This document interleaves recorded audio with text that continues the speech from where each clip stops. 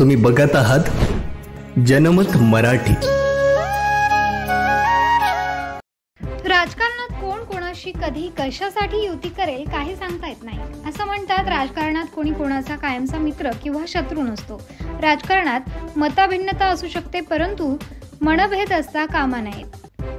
याचाच प्रत्यय पळसे सरपंच पदाच्या निवडणुकीत आला असून इथे राज्यात एकमेकांचे प्रतिस्पर्धी असलेल्या उद्धव शिवसेना बाळासाहेब ठाकरे पक्षाची आणि शिवसेनेची अद्भुत युती पाहायला मिळाली असून दोन्ही शिवसेनेच्या या युतीला सत्ता स्थापन करण्यात यश आले आहे। नाशिक तालुक्यातील पळसे येथे पार पडलेल्या ग्रामपंचायत निवडणुकीत उबाठा आणि शिवसेना शिंदे गटाच्या युतीमुळे ताराबाई गायधनी या सरपंचपदी विजयी झाले आहेत। निवडणूक निर्णय अधिकारी प्रमोद रणदिवे यांच्या अध्यक्षतेखाली झालेल्या निवडणुकीत ताराबाई गायधनी यांना 9 तर प्रतिस्पर्धी रत्ना पगार यांना 6 मते मिळाली। विशेष म्हणजे शिवसेना शिंदे गटाच्या शोभा गायधनी व उबाठाच्या रुपाली गोंगडे या सदस्यांनी मतदानात तटस्थ भूमिका घेतली होती।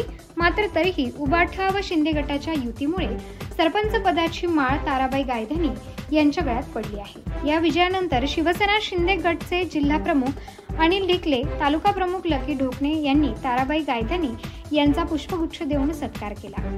यावेळी उपजिल्हा प्रमुख सुनील गायधनी, उबाठाचे उपजिल्हा प्रमुख जगन्नाथ आगळे, तालुका प्रमुख दीपक गायधनी, मनसेचे उपतालुका प्रमुख ईश्वर गायखे यांच्यासह शेतकी संघाचे सभापती शरद गायखे, संतोष गायधनी, समाधान गायखे, रामकृष्ण गायके, ज्ञानेश्वर गायधनी आदींसह स्थानिक मान्यवर उपस्थित होते। निवडणूक प्रक्रियेदरम्यान ग्राम महसूल अधिकारी बंडू खोब्रागडे, ग्रामपंचायत अधिकारी उत्तम शेटे, पोलीस पाटील सुनील गायधनी यांच्यासह नाशिक रोडचे वरिष्ठ पोलीस निरीक्षक अशोक गिरी यांच्या मार्गदर्शनाखाली पोलीस बंदोबस्त ठेवण्यात आला होता।